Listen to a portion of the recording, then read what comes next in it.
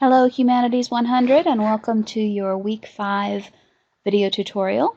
This week, in week 5, you guys are starting to look at works of art and creations of artistic expression in terms of historical time periods and how we can evaluate and interpret works of art based on the particular time periods in history in which they were created and how they're sort of products of their time.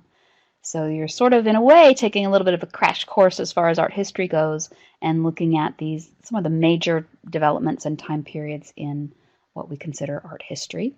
And in week 5, you guys are starting off as early as you can go as far as the ancient world goes. And then this includes ancient Egypt, ancient Mesopotamia, moves up into ancient Greece, ancient Rome. Then you'll be moving into the Middle Ages and up into the Renaissance. And then next week in week 6, you'll kind of continue moving through history, moving on up closer to the contemporary period. So when we're considering context and thinking about works of art in terms of when they were created, in terms of time periods and styles, we have some important questions to always ask ourselves. So when maybe we're looking at a particular time period or style, so maybe we're looking at just the ancient Greek world, or we're looking at just the Renaissance, for example. Within whatever particular time period we're looking at, some good questions to ask ourselves have to do with what was happening historically, what was going on in the world that we can learn from our history research, what might have been happening politically, socially, economically, spiritually, all of these sort of major forces that affect the way human lives progress, what might have been happening in that particular time period. So it gives us a good sense of what was going on in the world at that time or within that particular culture. And then it can help us understand how those elements might influence the works of art that were created by people during those time periods. We can also think about styles and eras across time. So in addition to just looking at one time period by itself, we can sort of begin to compare and contrast. So when we look at, say, the ancient Greek period and then we move towards the Middle Ages, we want to ask ourselves some questions in that regard too. So where might we find connections and similarities? Where can we see some things that don't change over time? Some things that happened in previous centuries and in different cultures across the world that still happen from era to era. And then where do we see breaks with tradition? Where do we see how people begin to do things differently or how they sort of reject the past? Is there a progression of style? Do we see certain works of art sort of building on what was created before, and sort of honoring that, but sort of taking it to another level? Or do we see sort of a revolt against the past and sort of rejecting old styles and old ideas, and how we can see art becoming something of its own and within different time periods? So when we think about context and as we move through these different time periods and historical eras, keep those questions in mind. What was happening during each period, as well as what kind of connections we can make between those periods as we go. So this week you're looking at the ancient world as one of your time periods, and this basically goes back as far as we can as in terms of recorded human history to 3000 BCE up to 500 CE or 500 in the Common Era. It includes ancient Egypt, ancient Greece, and Rome. And you want to consider, as you look at the different works of art and styles from this period, some of the major developments that were happening in terms of civilization in general, just sort of man developing a civilized world, what was happening in terms of government, how man was governing himself, how communities were evolving, as well as the arts, of course. So you're going to be looking at some incredible ancient artifacts like those found in ancient Egypt, those in ancient Greece and Rome,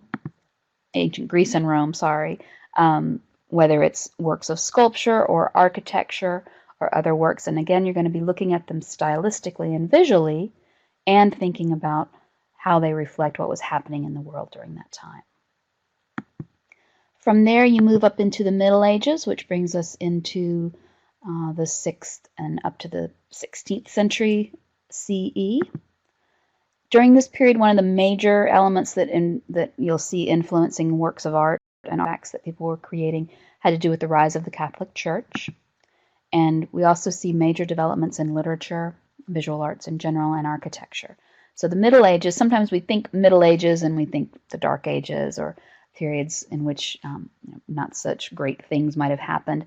But in reality, we have this era of these incredibly grand cathedrals and churches, as well as elaborate literary pieces. Illuminated manuscripts are those kinds of works that we find in the Middle Ages. So it's an intriguing period, and it's a long period, of course, in terms of history. Then you move up to the Renaissance. The Renaissance is when we get into an era where those kind of famous names start to come into play. We start to recognize individual artists' names and individual works of art that have kind of become iconic up to this point. So we're moving into the 16th into the 18th century in the Western world. The Renaissance, the term Renaissance itself literally means rebirth. And this period was kind of considered a rebirth of man, kind of coming out of the Middle Ages and moving, in some ways, moving away from the influence of the church to consider man by himself as a powerful force. So the individual human endeavor and a flourishing of the arts and sort of a celebration of man. We have some of the big names, like I mentioned before. We've got artists like Michelangelo, Leonardo da Vinci, Raphael, other artists from this time period. Again, this sort of illustrates this idea of the individual human endeavor, that at this point, individual artists were becoming well known as opposed to just honoring something bigger than themselves and their names perhaps being forgotten. So we have some of the big names that come out here. So works by artists like Raphael, the School of Athens, Michelangelo, the Sistine Ceiling, just two very quick examples of what was happening in the Renaissance, of course.